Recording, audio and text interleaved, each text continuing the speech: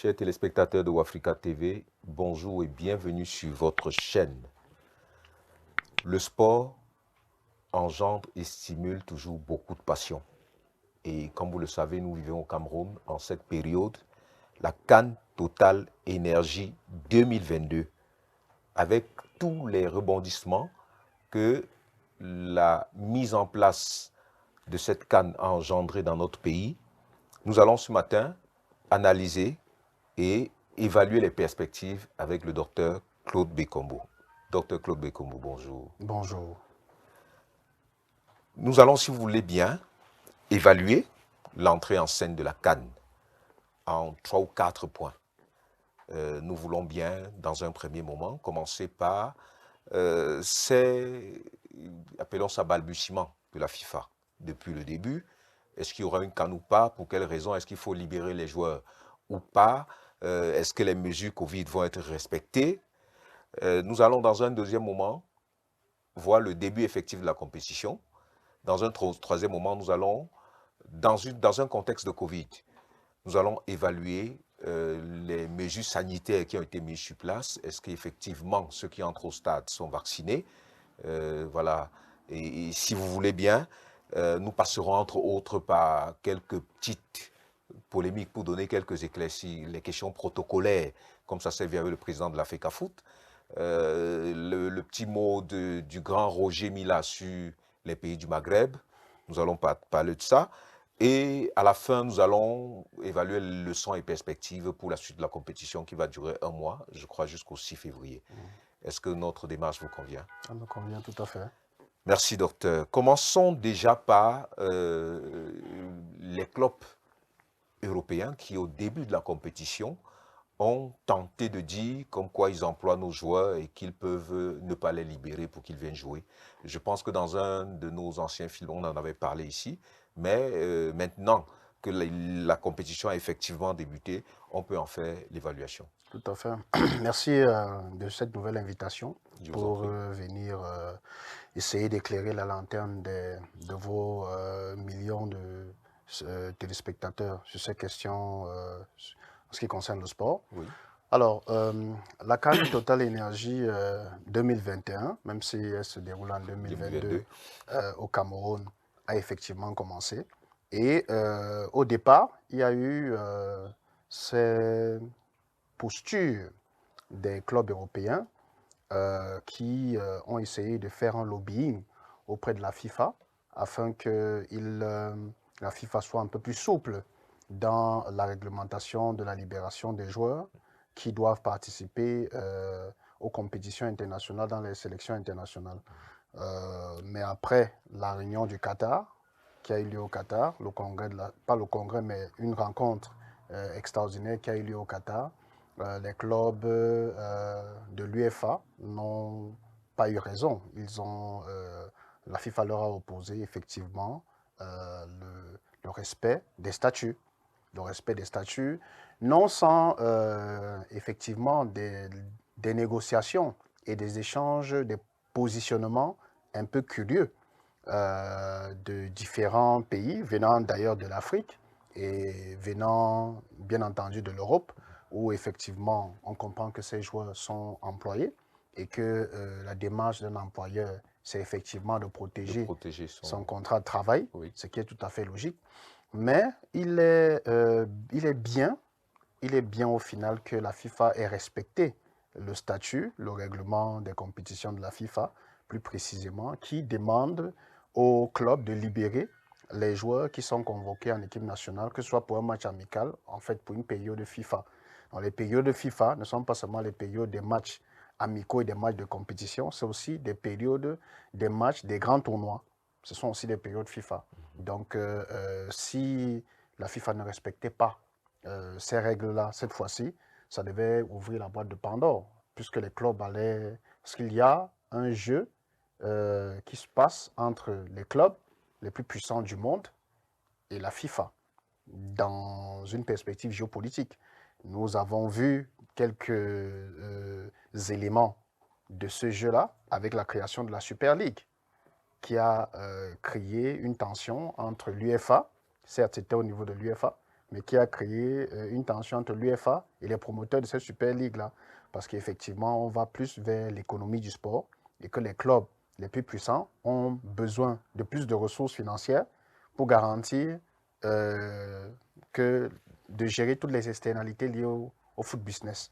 Donc, c'est toujours dans cette logique-là que c'est cette tension dans le sport professionnel mondial qui innerve aussi l'action des clubs de football vis-à-vis de la CAN.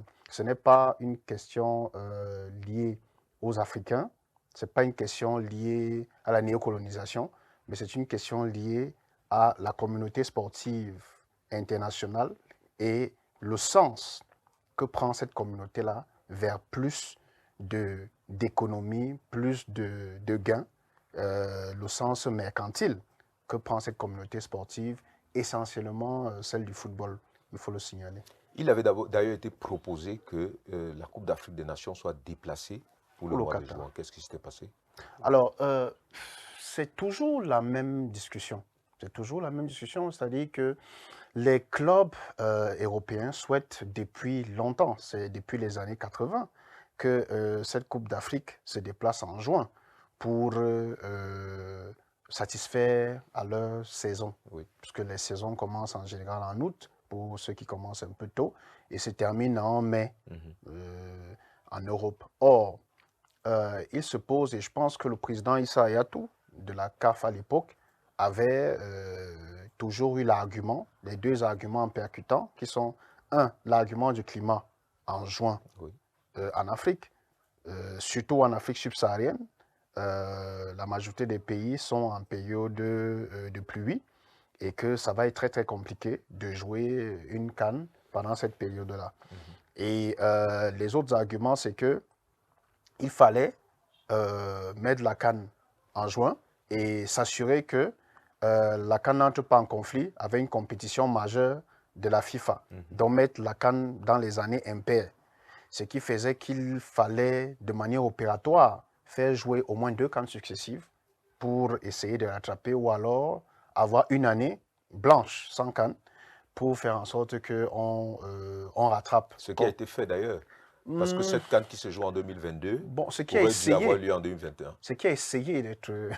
la FIFA a essayé de le faire. Oui. Mais malheureusement pour la FIFA, le Covid est passé par là, comme pour beaucoup d'autres compétitions qui ont été gelées. Oui. Et la FIFA a essayé de rattraper. Mais je pense qu'au fond, ce n'est pas un problème. La période à laquelle on joue cette Coupe d'Afrique des Nations n'est pas un problème en tant que tel. Il suffit simplement que les États s'entendent, que la CAF et les fédérations nationales s'entendent si il faut jouer cette CAN en juin ou s'il faut la maintenir en janvier, qui s'entendent une bonne fois pour toutes. Alors, s'il faut la maintenir en juin, il ne faut pas que cette compétition-là, je pense que la CAF doit simplement veiller à ce que cette compétition ne soit jamais en conflit avec une autre compétition, comme le sont la Coupe du Monde, la Coupe CONCACAF, l'Euro et la Coupe d'Asie. Voilà, donc quand il y a ces coupes-là, elles ne sont pas en compétition avec d'autres compétitions majeures. C'est-à-dire que la revendication est tout à fait légitime. La revendication est légitime. Elle est légitime, mais il faut simplement s'asseoir, négocier et être sûr que les desiderata de l'Afrique soient respectés. C'est-à-dire que le problème n'est pas de maintenir la CAN en janvier à tout prix. C'est pas ça le problème. Le problème, c'est d'être sûr que la CAN reste un produit qui peut se vendre dans la communauté sportive. Oui. Donc, au moment où cette CAN se tient en juin, il ne doit y avoir aucune autre compétition qui la concurrence de clubs ou de quoi que ce soit. Donc, la FIFA doit donner ces garanties-là. Oui.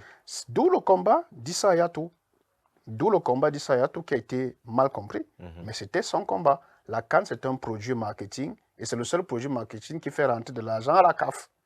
Donc, la CAF, qui englobe les pays africains, doit effectivement défendre ses intérêts à travers cette compétition. Il n'est nullement question de néocolonialisme ou alors j'appellerais ça tirade que les uns et les autres. Il est question simplement de faire en sorte que dans la gouvernance mondiale du sport, dans la saison sportive, dans les séquences sportives, que les intérêts de l'Afrique soient préservés, les intérêts de la CAF, les intérêts des fédérations africaines soient préservés, puisque de toute façon, on ne va pas vers l'extinction de la CAN. C'est impossible. On a entendu ce que j'appelais tout à l'heure les tirades. L'extinction de la CAN est impossible. Mais il faut que la CAN se tienne en respectant au minimum l'exclusivité. Oui. Il faut qu'elle se tienne en respectant un minimum aussi le calendrier mondial. On va y arriver nécessairement. Je crois qu'il y a une tentative que le Covid a bloquée. On verra bien comment ça va s'articuler dans le futur. Docteur Club de Congo, maintenant la compétition a effectivement commencé. On a eu des clubs qui sont arrivés et qui ont refusé l'hôtel. Oui. On a eu une cérémonie d'ouverture où on n'a pas beaucoup vu le président de l'Africa Foot. On a eu Roger Mila qui a, comment je peux dire ça, qui a adressé un discours assez dur par rapport au club du Maghreb. Voilà. Commençons déjà par la question des hôtels. Il y a même entre autres des journalistes algériens qui ont été agressés à Douala, une lettre d'un responsable du COCAN qui dit qu'ils sont allés dans un hôtel qui n'aurait pas été proposé par le COCAN et qui aurait été accepté par la CAN, par la CAF, pardon, par la CAF. Comment est-ce que vous nous expliquez tout ça? Bon, merci pour votre série de questions. Oui, on va y arriver. Pas à pas. Alors, il y a des règles en matière d'organisation des compétitions sportives que tous les participants doivent respecter. La première règle, c'est que quand il y a une Coupe du Monde ou alors une CAN dans un pays, prenons la CAN puisque nous parlons d'elle, Oui. il y a le comité d'organisation, le COCAN, est logé à la CAF. Le COCAN est logé à la CAF. Oui. Le et comité ses local, membres sont des citoyens du pays qui organise la CAN. non. Le comité d'organisation de la CAN, Oui, comme le COJO pour les Jeux Olympiques, oui, le comité d'organisation de la CAN est logé à la CAN. oui. Le COCAN pays, c'est le comité d'organisation locale OK. qui est sous l'autorité du COCAN. COCAN. D'accord. C'est exactement comme dans les Jeux Olympiques. C'est précis. Il y a le COJO, le comité d'organisation des Jeux Olympiques, Oui. et il y a le COJO local. C'est assez précis. D'accord. Et c'est le COJO qui interagit avec le COJO local. Oui. Ici, c'est exactement la même chose. Les organisations sportives font exactement la même chose. C'est-à-dire qu'il y a le COCAN. En général, le comité d'organisation de ces compétitions-là, c'est très souvent le secrétaire général de l'organisation qui le dirige. Donc là, en l'occurrence, Véron Monsengo est le président du COCAN Oui. au niveau de la CAF. Oui. Et il interagit donc avec le COCAN local qui est présidé par le ministre des Sports ici au Cameroun. Donc, il y a un cahier de charges qui lie la CAF et le pays. C'est la CAF qui décide du standing des hôtels pour les joueurs, les administrateurs, les journalistes et ses invités spéciaux. Et le pays doit, bien entendu, en acceptant d'organiser, doit bien entendu disposer de tout ce cadre-là. Doit remplir le cahier de charges. Donc, quand l'organisation est octroyée à un pays, on suppose que le pays a rempli le cahier de charges. Donc, le pays est capable d'accueillir tous les invités de la CAF. Rappelons-nous que cette organisation, cette CAN appartient à la CAF. La CAF a les droits de propriété exclusifs sur cette compétition. C'est pour ça que c'est la CAF qui habille les stades. C'est la CAF qui gère un certain nombre de choses, comme la billetterie, comme les accréditations, ainsi de suite. En partenariat, bien entendu, avec le comité d'organisation locale. Donc, je vous ai expliqué cette intervention entre le COCAN et le COCAN local. Voilà. Donc, les journalistes, tous ceux qui veulent participer à la compétition de manière professionnelle en dehors des supporters. que très souvent les organisations sportives négligent, je le dis entre guillemets, parce que on a une tendance avec la FIFA, les compétitions de la FIFA maintenant, à essayer d'encadrer même les supporters. Oui. Mais pour l'instant, ce n'est pas encore aussi détaillé que les autres participants. Donc, il y a les participants qui relèvent de l'autorité de l'organisation, donc de la CAF, et il y a les supporters qui, bien entendu, viennent voir des matchs et ainsi de suite. Et eux, ils peuvent plus se rallier aux instructions que donne le pays, aux informations que donne le pays, pour pouvoir être sûr que leur participation est idoine. Mais en ce qui concerne donc les administratifs, les joueurs, les journalistes, le personnel de la CAF et les invités spéciaux de la CAF, il y a des règles, il y a des hôtels. Ils ont tous un guide qui leur est remis pour leur donner des indications précises des hôtels qu'ils peuvent prendre et ainsi de suite, en liaison avec leur fédération. Donc, quand un journaliste ou alors un administratif ou une équipe choisit un hôtel, il y a un échange, il y a une préparation en amont entre ce que j'appelle les participants et la CAF. Et on arrive à une entente. Parce que pour les joueurs, pour les équipes, les joueurs, il y a des standards. Pour les invités spéciaux, il y a des standards. Et pour les administratifs, il y a des standards. Pour les journalistes, il y a des standards. Les techniciens, ainsi de suite, il y a des standards. Alors, quand une équipe a décidé de commun accord avec la CAF de choisir un hôtel, il est de bon ton que cette équipe intègre l'hôtel, puisque le choix de l'hôtel entraîne l'interaction entre le COCAN et le COCAN local pour prendre des mesures sécuritaires tout autour de l'hôtel. Comme il y a la même interaction pour prendre des mesures sécuritaires tout autour des stades, des lieux d'entraînement et du transport.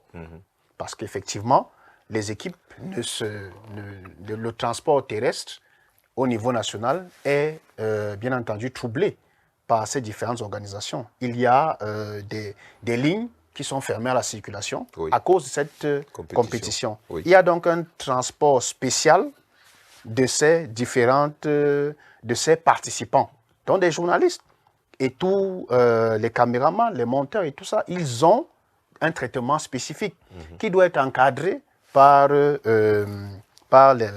CAF et le COCAN local. C'est la raison pour laquelle, quand une équipe arrive sur place et qu'elle décide de changer l'hôtel, ce changement est soumis à des préalables.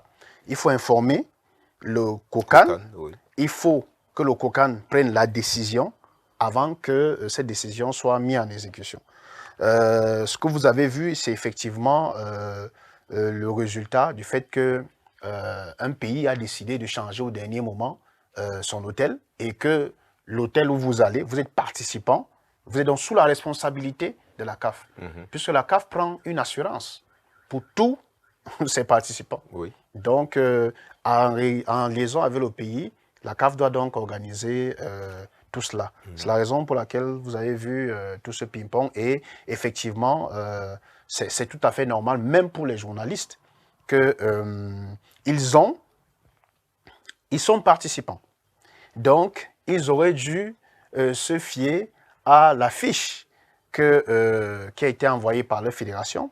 Ils sont arrivés au Cameroun, ils ont nécessairement été accrédités, ils ont envoyé des demandes d'accréditation à partir de leur fédération pour la fédération camerounaise qui les a transmis au COCAN. Et quand ils sont arrivés au Cameroun, ils ont reçu les dites accréditations. Et quand vous recevez les accréditations, normalement, le protocole doit aller au point de suivre où vous logez. Si maintenant des participants décident de ne pas suivre le protocole inscrit, les participants en quittent de la zone de protection de l'organisation pour comment dire, s'auto-gérer. Voilà. Donc, vous avez le droit, parfaitement, sauf les équipes qui doivent vraiment signaler, mais les autres participants, un invité spécial peut estimer que l'hôtel qu'on lui a réservé n'est pas digne de son standing et prendre un hôtel d'un standing équivalent. Mais à partir de ce moment, il assure sa propre sécurité. Il quitte donc de la zone de confort liée Il par paye la quand même CAF. cet hôtel. Il s'occupe de cela. C'est-à-dire qu'il Il refuse. devrait. Il y a un hôtel qui a été affrété. Tout à fait.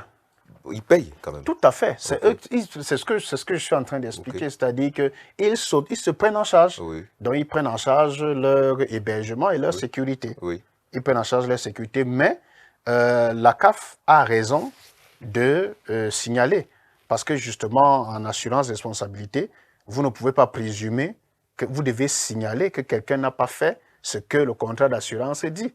Effectivement, pour que l'action conventionnelle vis-à-vis de vous ne soit pas effectuée. Donc la CAF est dans son droit de rappeler au Gabon, particulièrement pour l'hôtel, sa responsabilité vis-à-vis du choix et les obligations sécurité et toutes les autres obligations qui sont liées au cahier des charges du participant. Voilà, et les journalistes, c'est exactement la même démarche. À partir du moment où vous avez choisi d'aller prendre un hôtel qui n'est pas répertorié parmi les hôtels qu'on vous a envoyé dans le guide du participant, vous décidez automatiquement de vous prendre en charge de manière automatique. Et il vous revient donc, dans ce cas, de faire la démarche que la CAF a fait déjà pour vous. Oui. C'est-à-dire que de voir les autorités pour essayer de savoir voilà, si cet hôtel est sécurisé, si le quartier est sécurisé, d'avoir des informations, de faire comme les supporters. Puisque à partir du moment où vous décidez de quitter de la zone du cahier de charge des participants pour entrer dans une zone de liberté, vous excluez automatiquement voilà, de cette protection-là. Voilà un peu ce que je pouvais dire sur ces différentes questions. Et sur la polémique au sujet des clubs du Maghreb? Oui, sur la polémique de son Qu'est-ce qui excellence s'est d'abord Albert passé? Roger Parce Mila. qu'on a vu le mot et nos téléspectateurs ne savent pas exactement ce qui s'est passé. C'est le fait qu'ils soient venus avec tout leur protocole, avec leur marmite, avec leur service, je n'en sais rien. Bon, non, je pense que ça, c'est un aspect qu'il faut relativiser. Oui. Il ne faut pas voir cet aspect comme du néocolonialisme ou de la suffisance ou alors du mépris. Oui. Non, pas du tout. Je pense que pour ceux qui savent ce que c'est que le sport professionnel, c'est des usages dans le sport professionnel. Il me semble que le Cameroun l'a fait en 2000, 2002, si mes souvenirs sont bons. Je crois au Mali, je pense que c'est 2002 au Mali. La nourriture venait de Yaoundé, on a changé d'hôtel, ainsi de suite. Je ne pense pas qu'il y a eu un problème particulièrement. Je crois qu'en 2000 aussi, il y a eu des problèmes similaires. Si mes souvenirs sont bons au Nigeria, il y avait des problèmes de nourriture, il a fallu... Je pense qu'au contraire, c'est un signal de professionnalisme poussé à l'extrême. Parce qu'effectivement, c'est ça le professionnalisme. Le professionnalisme voudrait que quand une équipe soit en déplacement, pour ceux, des joueurs qui ont été professionnels ou des sportifs qui sont professionnels, c'est effectivement cela. C'est-à-dire que le club s'occupe de tout, prévient tout, anticipe et prospectif. C'est-à-dire qu'on prévient que le régime alimentaire au Cameroun peut être contraire au régime alimentaire d'Afrique du Nord, ce qui est tout à fait imaginable. Et que, effectivement, en période Covid, il faut réduire les risques d'avoir des joueurs qui peuvent avoir le Covid à cause des interactions, soit avec les femmes de ménage, les femmes de chambre, soit avec le personnel, ou ainsi de suite. Et donc, est-ce qu'ils auraient la même latitude, si c'est des personnels camerounais, de faire tester, ainsi de suite? Pas sûr. Au moins, si c'est des Marocains, des Égyptiens ou des Tunisiens, je prends des exemples, ils sont sûrs qu'ils vont se soumettre au protocole parce qu'ils veulent effectivement que leur équipe gagne. On peut imaginer, on reste dans le domaine des imaginations, qu'on envoie un personnel de chambre qui a le Covid au contact de 2-3 joueurs importants d'un club. Vous voyez très bien que la variable Covid doit appeler à un type de professionnalisme un peu plus poussé. que nous n'avons pas très souvent dans l'espace africain. Mais en Europe, c'est des choses qui sont naturelles. Le sport professionnel est naturel. C'est-à-dire quand une équipe se déplace avec ses kinés, une équipe se déplace avec son responsable du matériel, une équipe se déplace avec l'eau et ainsi de suite. Ce sont des pratiques qui ne viennent pas de l'Afrique. Ça date de l'Europe de l'Est. Ça date de l'Europe de l'Est où effectivement on s'arrangeait pour que la nourriture manque. Il y avait beaucoup de ce type de comportement. Donc, on ne peut pas, je ne pense pas que c'est lié à cela. Je crois plutôt qu'au lieu de voir du néocolonialisme, une fois de plus, il faut voir tous ces aspects et comprendre qu'effectivement, ils sont très méticuleux. Vous voyez bien entendu que le Cameroun a eu des cas de Covid, que beaucoup d'équipes ont eu des cas de Covid. Donc, ils prennent leurs précautions et ce n'est pas plus mal. Maintenant, en ce qui concerne la déclaration de son Excellence Albert Roger Mila sur le fait que c'est toujours les pays du Maghreb qui, je n'utiliserai pas les mêmes termes que lui, mais qui apportent des problèmes qui sont contre l'organisation des Coupes d'Afrique des Nations par les pays d'Afrique subsaharienne. En gros, je pense que c'est ce qu'il voulait dire. Je le dis en mes mots. De mon modeste point de vue, je pense que certes, c'est un coup de gueule qui doit plutôt entraîner de l'action de la part des acteurs et non susciter de l'émotion ou alors qu'on entre encore, je vais encore utiliser le même mot, néocolonialisme, qu'on entre encore dans une perspective néocolonialiste. Parce qu'effectivement, certes, c'est un coup de gueule, je dis ça doit susciter de l'action. Oui, on peut l'entendre. Les pays du Maghreb sont dans une logique stratégique, une logique d'organiser les Coupes d'Afrique chaque fois. Et une logique d'arracher l'organisation de la Coupe d'Afrique aux pays qui, voilà, n'ont pas les infrastructures, ne peuvent pas ou n'ont pas le tissu économique pour pouvoir l'organiser. Mais c'est de bonne guerre. C'est de bonne guerre parce que effectivement, ces pays-là ont des infrastructures qui doivent être rentabilisées. Et c'est tout à fait normal que ces pays-là veulent organiser des compétitions sportives, ce n'est pas seulement le football, mais des compétitions sportives pour être sûr que leurs infrastructures sont rodées, soient rentables. Donc, ce n'est pas nécessairement contre des pays d'Afrique subsaharienne particulièrement. Je pense que le Nigeria, l'Afrique du Sud, postule très souvent à l'organisation de ces compétitions-là, mais n'arrive pas à les avoir. Je ne pense pas que c'est une spécificité des pays d'Afrique du Nord. Je ne pense pas qu'il faut positionner cette discussion-là dans une discussion de camp entre le camp de l'Afrique du Nord et le camp de l'Afrique subsaharienne. Non. Je pense plutôt que les pays d'Afrique subsaharienne doivent s'interroger sur leur capacité à coaliser. Parce que coaliser pour organiser des compétitions majeures n'est pas interdit. Que ce soit en football, en basket, en hand, dans d'autres disciplines, nous pouvons imaginer des pays de l'Afrique subsaharienne qui s'asseyent, qui décident soit par 4, soit par 3, d'organiser ces compétitions-là. Donc, je pense que le cahier des charges sera largement rempli puisque nous supposons quand même que les capitales de tous ces pays sont quand même à un niveau acceptable. Donc, on peut avoir des stades homologués dans chaque capitale de 4 pays qui abritent une ou deux poules et que le Cameroun, le Tchad, la Guinée équatoriale et le Gabon puissent organiser une CAN. Avec la presse, la quasi-certitude qu'on aura des spectateurs dans les stades. Avec la quasi-certitude qu'on aura justement, qu'il y ait d'autres avantages, puisque ça sera dans une seule ville, dans un seul lieu, et que tout le monde pourra converger vers cela. Donc pour moi, je pense que c'est un coup de gueule qui doit plutôt permettre à ceux qui décident dans ce domaine-là de prendre des décisions idoines pour s'inscrire dans cette géopolitique du football effective. C'est tout à fait normal, puisque nous sommes en compétition avec les autres. Les pays d'Afrique du Nord ne nous feront pas de cadeaux.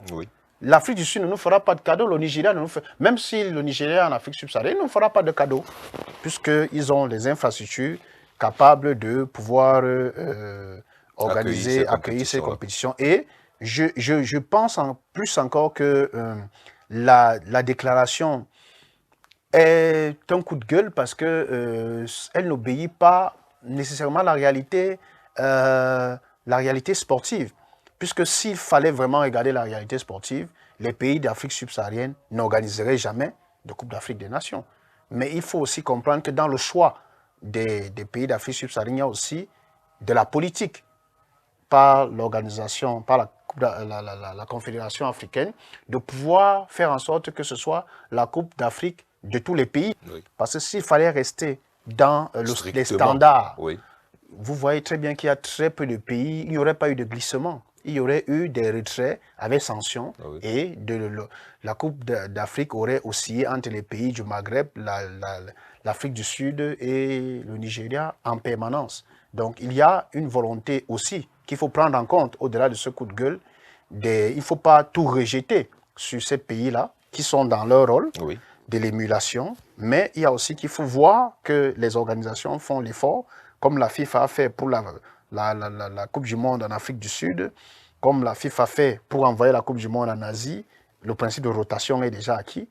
On va arriver sûrement en Afrique à exactement le même principe de rotation sur des zones. Mais je dis encore que ce coup de gueule permet aux pays africains, Afrique subsaharienne, d'avoir des stratégies. On ne peut pas aujourd'hui, avec le cahier des charges exorbitant, 24 équipes nationales, nous allons aller sûrement encore vers plus dans l'avenir. Oui. Il faudra quand même imaginer des systèmes d'organisation de Coupe d'Afrique différents. Nous en reparlerons sûrement dans les perspectives. Si vous permettez, les Camerounais se sont interrogés sur le protocole lors d'une compétition comme celle-là. On a vu comment tout s'est déployé, mais on n'a pas beaucoup vu le président de la Fédération camerounaise de football. Quelle réponse leur donnez-vous? Alors, c'est une réponse contrastée que je ferai. Vous me direz sûrement que j'aurais botté en touche si nous étions en train de jouer aux échecs, mais nous ne jouons pas aux échecs. Nous sommes en train d'analyser le début de la Coupe d'Afrique des Nations. Oui. Effectivement, c'est une absence de la liste protocolaire qui a été assez curieuse. Certes, nous pouvons demander des explications, nous pouvons nous poser des questions, nous pouvons supposer que le président de la Fédération camerounaise est le président de la Fédération haute et qu'effectivement, en accueillant, on n'a pas nécessairement besoin de le voir dans la liste protocolaire. On peut présupposer que le président de la Fédération camerounaise de football est vice-président du COCAN, et qu'à partir du moment où le président du COCAN est en place, qu'il est aussi dans la liste protocolaire, on peut faire toutes les suppositions. Mais il y a effectivement que cette absence dénote un peu, de par les coutumes de cette communauté sportive-là, où effectivement on a toujours eu le président de la fédération haute assis parmi les invités d'honneur et dans la liste protocolaire, sans qu'il y ait un problème. Pas tant que sa présence est la présence la plus importante dans une cérémonie d'ouverture d'une compétition sportive internationale, non. Simplement que sa présence rentre dans l'ordre coutumier des cérémonies d'ouverture des organisations sportives classiques. Donc c'est la raison pour laquelle son absence peut peut-être faire parler. Quelles sont les interprétations qu'on peut avoir? Je ne sais pas s'il y en a plusieurs, mais on peut quand même se poser des questions. On peut se poser des questions. Je ne vais pas rentrer dans les polémiques camerounaises. Je laisse les Camerounais dans leurs polémiques. Mais ce que je note, c'est qu'effectivement, au-delà de l'absence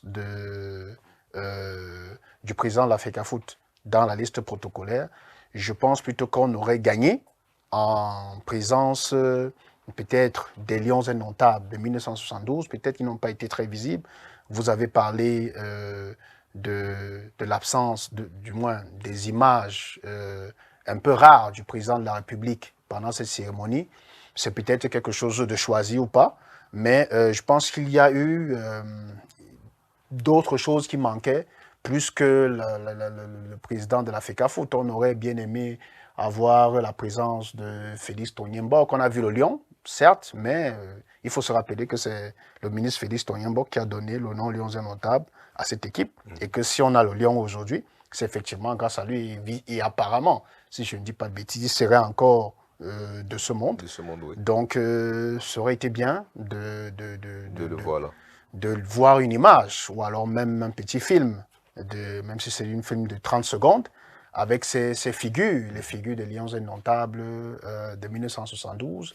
Et voilà que je pense qu'on aurait gagné à célébrer plus nos Lions indomptables. Jean-Paul Akono, premier coach camerounais, a donné une médaille internationale au football camerounais. Roger Mila, le joueur africain du siècle, je pense. Samuel Eto'o, fils, le meilleur marqueur de la Coupe d'Afrique des Nations, en dehors du fait qu'il est président de l'Africa Foot. Je pense que c'est le moment, comme disent les Américains, de célébrer, de mettre les potentialités camerounaises au firmament. Je veux espérer que, puisque nous sommes dans l'analyse, je veux espérer que lors de la cérémonie de clôture de cette Coupe d'Afrique des Nations, que votre émission participe à rappeler un peu les uns et les autres à plus mettre le Cameroun en avant.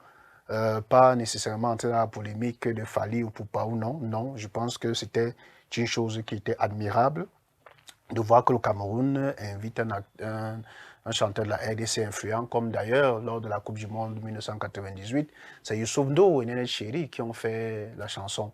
Donc Youssou N'Dour est bien africain. Ça n'a posé aucun problème. Ça n'a posé aucun problème en français de voir Youssou N'Dour faire prester lors de la cérémonie d'ouverture de la Coupe du Monde 1998. Je pense qu'il faut qu'on gagne aussi au Cameroun à montrer de la maturité, à montrer de la... Cette dynamique d'ouverture. Voilà, cette dynamique d'ouverture, dynamique panafricaine, je devrais dire. Ces débats-là sont, excusez-moi du thème, un peu nauséabonds. Sur la question de tout à l'heure, on a dit le football aux footballeurs, et maintenant il y a un footballeur qui dirige la fédération. Est-ce que ce n'est pas, est-ce qu'on ne peut pas présupposer qu'il y a un soupçon de marginalisation maintenant que les footballeurs semblent avoir récupéré leur affaire? Est-ce que le politique ne boude pas? J'exagère peut-être. Je ne sais pas si le politique boude. Je ne sais pas si le politique boude. Je ne sais pas s'il y a un agenda caché. Ce que je peux dire, c'est que le football, il ne faut pas exagérer la valeur et la puissance du foot ou du sport.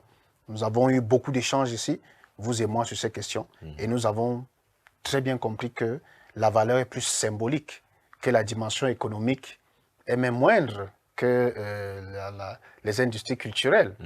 Nous avons vu ça aussi, ou l'industrie de luxe, en termes de produits intérieurs bruts et ce que le sport apporte en général. Donc, il ne faut pas exagérer la puissance économique, mais il faut reconnaître au niveau symbolique et au niveau de la représentativité l'apport que le football peut apporter. Une chose est sûre, au vu de l'interpénétration intime entre la politique et le sport en Afrique, et le football en particulier, on peut voir très bien qu'il y a des forces qui, tapis dans l'ombre, tirent les ficelles pour soit démontrer une chose ou l'autre. Mais la constance est que le football est une affaire de footballeurs et des acteurs du sport. D'abord, avant d'être une affaire politique. Donc, tout politique qui voudrait remplacer les acteurs ou qui voudrait entrer dans l'arène sera considéré par ces acteurs-là comme un des leurs. Donc, je pense que pour moi, chacun doit pouvoir rester à sa place, comme ailleurs, comme en Occident, comme en Asie, comme aux États-Unis, où les managers sont managers et les sportifs restent sportifs. Pour aller vite, docteur, les techniciens commencent à nous foutre un peu de pression. Tout à fait. Analysons un peu les mesures d'ordre sanitaire. On a demandé que ceux qu'on ait à peu près un quasi-pass vaccinal qui aurait été le vaccin obligatoire et un examen négatif. Est-ce que tout ça est contrôlé? Nous allons sincèrement attendre, peut-être dans le cadre du bilan qu'on fera nécessairement, les résultats. Mais au vu de ce qui se passe, au vu des stades qui ne sont pas vraiment pleins, en dehors de la cérémonie d'ouverture de dimanche dernier, la journée d'hier nous a fait comprendre que les spectateurs n'étaient pas au rendez-vous. Sûrement est-ce ces exigences du pass vaccinal qui empêche aux gens de venir vers les stades. Voilà, très bien, c'est sûrement cela. Mais nous allons revenir sur cette question quand on aura plus d'éléments d'ici le 9 février, Oui. quand on aura aussi vu plus de matchs et vu la tendance que prend les matchs. Mais il y a les jauges. Alors, c'est une indication, mais ce n'est pas une explication. Parce qu'il y a des jauges. Donc, la jauge est de 60%, si mes souvenirs sont bons.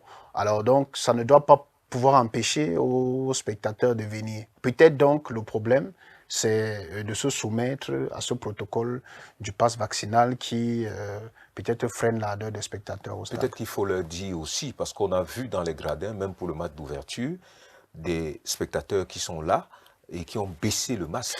C'est-à-dire qu'ils sont, vous voyez un peu l'effervescence qu'il y a autour d'un match de football avec toute la joie qui en est dégagée. On se demande bien si on est conscient en tant que citoyen de la situation sanitaire, de sa propre santé et peut-être de la santé des autres. La question est très complexe, très chère. Elle est très complexe parce que ces spectateurs africains ou alors au Cameroun à qui vous demandez des masques voient sur d'autres cieux des matchs se jouer avec des spectateurs qui n'ont pas aussi de masque. Oui.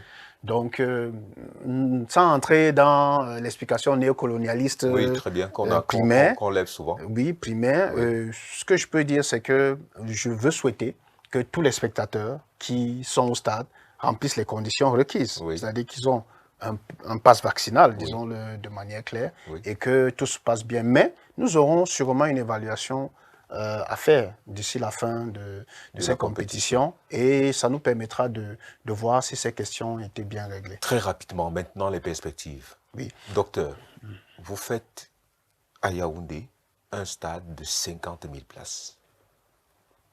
Est-ce que ce n'est pas fou comme projet? Pour les perspectives, nous allons simplement entrer dans ces perspectives-là sur 3 points. Oui. Le premier point, c'est effectivement la construction de ces stades. Oui. Alors, la construction de ces stades obéit nécessairement à une logique de projection dans la géopolitique de l'organisation des compétitions internationales. Oui. Nous ne pouvons pas critiquer. Critiquer pour critiquer ne sert à rien. C'est-à-dire que si le Cameroun a choisi de construire des infrastructures de cette envergure, le Cameroun doit aussi assumer le rôle de leader dans l'organisation des compétitions sportives africaines. Nous attendons donc rentabilité. Tout à fait. Oui. Nous attendons donc que ces stades soient rentabilisés en postulant pour l'organisation de toutes les compétitions. Oui. U17, U20, ainsi de suite, de toutes les disciplines sportives. Les finales des Champions League. Les finales des Champions League africaines et ainsi de suite, de toutes les disciplines sportives. Nous insistons bien là-dessus, puisqu'il y a des complexes sportifs qu'on nous a promis. Oui. Espérons, à Douala, le gymnase est déjà prêt. Nous avons vu quelques images. Oui. Nous espérons qu'à Olembe va aussi suivre avec son complexe et que le palais des sports ne va pas continuer à subir cette tension et que nous pourrons donc organiser... On voit déjà que un surdosage de compétition commence à abîmer le palais. Tout à fait, tout à fait. Nous allons donc... C'est cette perspective que nous voulons. Il ne faut pas critiquer, il faut avoir, à condition d'avoir une stratégie derrière. Là, ça sera bien. Maintenant, au niveau économique, il faut, au-delà donc d'organiser ces compétitions, essayer de rentabiliser ces infrastructures, les mettre en régie, qui va permettre donc d'organiser d'autres activités autour des activités culturelles et que ces structures-là puissent servir pour d'autres activités qui permettent de faire rentrer des fonds. En termes de perspective aussi, nous voulons penser que cette compétition qui s'organise sur notre territoire va permettre ce que nous appelons dans la spécialité sportive les kécheria, c'est-à-dire une période où on fait la paix politique. Donc, au vu de l'enthousiasme, au vu de la jubilation qu'apportent ces compétitions sportives, que les acteurs politiques vont, pendant ce mois et demi, sensiblement, faire la paix, vont s'asseoir autour des tables, discuter des questions qui apaisent. Parce que pendant les périodes de compétition sportive, essentiellement, dans la tradition grecque, c'est une période de kécheria, c'est une période où les discussions politiques se détendent. Nous espérons que le Cameroun, en termes de perspective, donc, bénéficiera au niveau politique de cette détente qu'apportent en général les compétitions sportives traditionnellement. J'ai envie de dire en bon entendeur, salut. Je vous en prie. Merci, Dr Claude Bekombo. C'est moi qui Merci vous pour remercie. cette analyse et les perspectives autour de la Coupe d'Afrique des Nations Total Énergie 2022. C'est moi qui vous remercie. Chers téléspectateurs, l'information mesurée, c'est sur votre chaîne. Nous essayons de vous donner des clés d'analyse pour que vous puissiez vous y situer avec beaucoup de crédibilité. À très bientôt sur Africa TV. N'oubliez pas de vous abonner.